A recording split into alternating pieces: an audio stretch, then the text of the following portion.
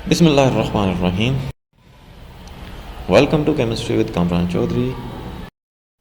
अगर आप इस चैनल पर नए हैं तो इस चैनल को सब्सक्राइब ज़रूर कर दीजिएगा, साथ बेल आइकन को लाजमी प्रेस कर दीजिएगा ताकि आपको आने वाली हर नई वीडियो का नोटिफिकेशन मिलता रहे। अच्छा तो मेरे बच्चे बलूंगड़ो, आज के लेक्चर में हम लोग आपकी क्लास 10 के चैप्टर नंबर 9 जिसका नाम है केमिकल इक्विलिब्रियम, उसकी सेल्फ असेसमेंट एक्सरसाइज 9.3 का पार्ट नंबर 3 सॉल्व करेंगे। अब जिन लोगों ने इस चैप्टर के प्रीवियस लेक्चर्स नहीं देखे हुए तो तुसी चैनल ते जाओ, उत्थे प्लेलिस्ट मौजूद हैगी F22 chemistry class 10 chapter number 9 chemical equilibrium की। उत्थे तुहानू सारे दे सारे प्रीवियस लेक्चर्स मिल जाएंगे, बजाय इस दे कि तुसी कमेंट सैक्शन इज कमेंट करो कि सर फलां लेक्चर कित्थे है, फलां लेक्चर कित्थे है। तो तुसी चैनल ते जाया करो प्लेलिस्ट सैक्शन दे विच, उत्थे प्लेलिस्टां बनियां हुई ने, जो जो भी लेक्चर्स मैंने अपलोड किए हैं वो वहाँ पे आपको मिल जाएंगे, ठीक है। अच्छा, अभी सेल्फ असेसमेंट एक्सरसाइज में हम लोग करते क्या हैं, एक हमें केमिकल रिएक्शन दिया जाता है और पूछा जाता है इस केमिकल रिएक्शन के लिए unit of equilibrium constant right करें। ठीक हो गया। सबसे पहले तो आपको मैं रिमाइंड करवा देता हूँ इक्विलिब्रियम कांस्टेंट के बारे में कि इक्विलिब्रियम कांस्टेंट क्या होता है, ठीक है, फिर आगे चलेंगे। इक्विलिब्रियम कांस्टेंट को, जिसको हम Kc से रिप्रेजेंट करते हैं, हमने कुछ इस तरह से डिफाइन किया था कि the ratio of the product of concentration of products. अच्छा, ये वाला जो प्रोडक्ट्स है ना, ये वाला दूसरे वाला, ये रिप्रेजेंट कर रहा है रिएक्शन के अंदर जो चीजें बनती हैं, जो राइट साइड पे लिखी जाती हैं एरो के, ठीक है, नए बनने वाले सब्सटेंसेस, उसको रिप्रेजेंट कर रहा है। ये वाला जो प्रोडक्ट है ना, ये रिप्रेजेंट कर रहा है मल्टीप्लीकेशन को। जितने भी प्रोडक्ट्स बनते हैं एक केमिकल रिएक्शन में, उनको आपस में हम लोग मल्टीप्लाई करवाएं, उनकी कंसंट्रेशन को। इस चीज से फिर डिवाइड करना है to the product of concentration of reactants. जितने भी रिएक्टेंट्स हैं उनकी कंसंट्रेशन को मल्टीप्लाई करेंगे और वो डिनोमिनेटर में लिखेंगे, ठीक है, मतलब नीचे वाली साइड पे लिखेंगे। each raised to the power equal to the coefficient in the balanced chemical equation, जिसको आप नंबर ऑफ मोल्स बोलते हैं। इक्वेशन में सब्सटेंसेस के नाल जेड़ा लिखा हुआ होंदा है ना 1 2 3 4, ठीक है, वो बेसिकली रिप्रेजेंट कर रहा होंदा है नंबर ऑफ मोल्स नु। फॉर एग्जांपल, ये मैंने जनरल रिएक्शन लिया था जिसमें हमने Kc डिराइव किया था, जिसमें A और B दो रिएक्टेंट हैं और ये स्मॉल a और स्मॉल b इनके नंबर ऑफ मोल्स को रिप्रेजेंट कर रहा है। ये देखो, ये डबल एरो रिप्रेजेंट कर रहा है रिवर्सिबल रिएक्शन को, और दो प्रोडक्ट्स हैं हमारे पास C और D। कैपिटल C और D जो है वो प्रोडक्ट्स को रिप्रेजेंट कर रहे हैं, ये साथ स्मॉल c और d लिखे हुए हैं, ये रिप्रेजेंट कर रहे हैं नंबर ऑफ मोल्स को, ठीक है। फिर इस रिएक्शन के लिए हमने Kc डिराइव किया था और Kc का एक्सप्रेशन क्या आया था, Kc इज इक्वल टू ऊपर प्रोडक्ट्स की कंसंट्रेशन का प्रोडक्ट। अब देखो, ये C और D जो हैं दो प्रोडक्ट हैं, जब आपने इनको स्क्वायर ब्रैकेट्स में लिख दिया तो इसका मतलब है आपने इनकी कंसंट्रेशन लिख रहे हो आप, और आपस में देखो ये दोनों मल्टीप्लाई हो रहे हैं, और पावर में ये जो स्मॉल c और स्मॉल d हैं, ये क्या है, बेसिकली इनके नंबर ऑफ मोल्स, ठीक है।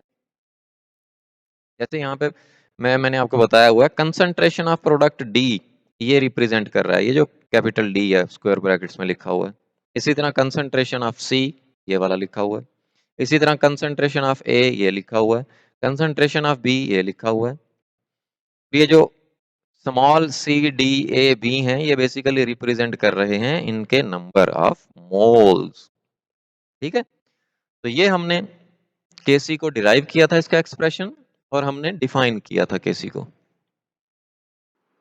अब हम सबसे पहले देख लेते हैं सेल्फ असेसमेंट एक्सरसाइज 9.3 के पार्ट नंबर 3 की स्टेटमेंट। स्टेटमेंट में क्या कह रहा है कि determine the units of equilibrium constant for the following reaction. Reaction कौन सा है?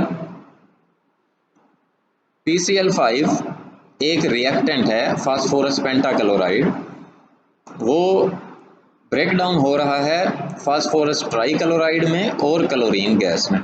ठीक है, एक आपके पास रिएक्टेंट है जिसका 1 मोल है। देखो यहाँ पे कुछ नहीं लिखा हुआ तो इसका मतलब है 1 मोल है PCl5 का। यहाँ पे भी कोफिशिएंट कुछ नज़र नहीं आ रहा है आपको, तो इसका मतलब है इसका भी 1 मोल है। Cl2 के साथ यहाँ भी आपको कोई कोफिशिएंट नज़र नहीं आ रहा है, इसका मतलब है इसका भी 1 मोल है। और ये जो सिंबल आपको नज़र आ रहा है ये एक रिवर्सिबल रिएक्शन का सिंबल है। ठीक है, तो इस रिएक्शन के लिए आपने unit of equilibrium constant right करने हैं। तो कर लेते हैं राइट, सॉल्यूशन देख लेते हैं। यूनिट ऑफ इक्विलिब्रियम कांस्टेंट को राइट करने के लिए आपको कुछ स्टेप्स को फॉलो करना पड़ता है, जिसमें पहला स्टेप क्या है, हमें दिए गए केमिकल रिएक्शन के लिए इक्विलिब्रियम कांस्टेंट एक्सप्रेशन राइट करना होता है, केसी एक्सप्रेशन राइट करना होता है। ठीक है, हुण काफ़ी बारी असी केसी एक्सप्रेशन लिख चुके हैं। ठीक है, हुण तुहानूं आंदा होएगा। होता क्या है, केसी एक्सप्रेशन में न्यूमरेटर में मतलब कि लैन दे उत्ते तुसी प्रोडक्ट दी कंसनट्रेशन लिखनी होंदी है ते पावर विच उन्हां दे नंबर ऑफ मोल्स, ते डिनोमिनेटर विच लैन दे थल्ले तुसी रिएक्टेंट दी कंसनट्रेशन लिखनी होंदी है ते पावर विच ओहदे नंबर ऑफ मोल्स। ठीक है, कैसे? ऐसे Kc is equal to PCl3 एक प्रोडक्ट है, इसका 1 मोल है। Cl2 जो है वो दूसरा प्रोडक्ट है, उसका भी 1 मोल है। नीचे PCl5 लिखेंगे जो कि रिएक्टेंट है जिसका 1 मोल है। अब देखो इन सब्सटेंसेस को हमने स्क्वायर ब्रैकेट्स में लिखा हुआ है, इट मीन्स के हम लोगों ने इनकी कंसंट्रेशन लिख दी। ठीक है, अब हमने तमाम सब्सटेंसेस की जगह पे उनकी कंसंट्रेशन के यूनिट्स राइट करने हैं जो कि होते हैं मोल पर डेसीमीटर क्यूब। दोनों तरह से आप लिख सकते हो। ठीक है, इस तरह भी और इस तरह भी। तो मैं PCl3 की जगह पे भी मोल पर डेसीमीटर क्यूब लिख देता हूं इस तरह से, पावर में 1 वैसे ही आ जाएगा। Cl2 की जगह पे भी मैं मोल पर डेसीमीटर क्यूब लिख देता हूं, पावर में 1 वैसे ही आ जाएगा। और PCl5 की जगह पर भी मैं कंसंट्रेशन का यूनिट मोल पर डेसीमीटर क्यूब लिख देता हूं।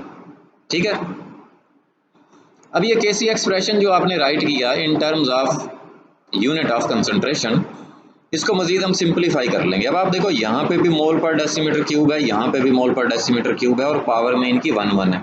बेसिस जब सेम होती हैं और दो वैल्यूज मल्टीप्लाई हो रही होती हैं तो उनकी पावर्स ऐड हो जाती हैं।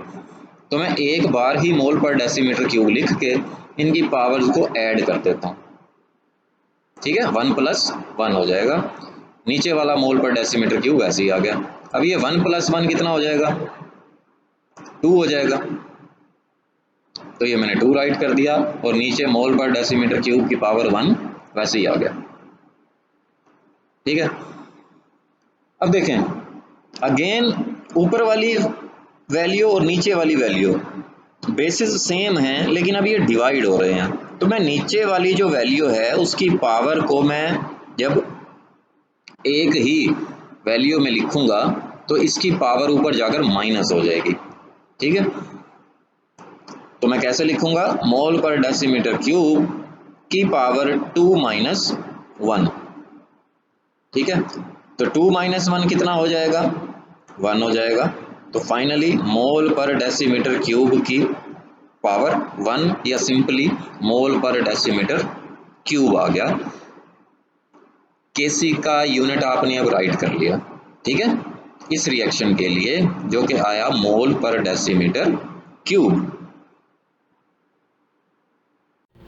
होपफुली लेक्चर आपको बहुत अच्छे से क्लियर हो गया होगा। फिर भी अगर आपको कोई क्वेश्चन है आप नीचे कमेंट सेक्शन में मुझसे पूछ सकते हैं या ईमेल भी कर सकते हैं। वीडियो पसंद आई है तो चैनल को सब्सक्राइब ज़रूर कर दीजिएगा, वीडियो को लाइक एंड शेयर ज़रूर कर दिया करें ताकि दूसरों का भी कुछ भला हो जाए।